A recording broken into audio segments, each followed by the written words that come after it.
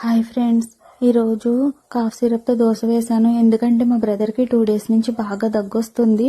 Syrup తాగమంటుంటే తాగట్లేదు. సరే కదని morning tiffin వేసినప్పుడు దోశ మీద 1 కప్పు కాఫ్ సిరప్ వేసేసి వాడికి టిఫిన్ పెట్టాను. అయితే నన్ను తిట్టాడు, నా ప్రాణంతో ఆడుకోకే, నీకు నమస్కారం పెడతాను, నువ్వు వంటలు మానకపోతే నేను ఇంట్లోంచి వెళ్ళిపోతానని చెప్పి నన్ను తిట్టేశాడు. ఫ్రెండ్స్ చూడండి, ఇందులో నేను చేసిన తప్ప చెప్పండి.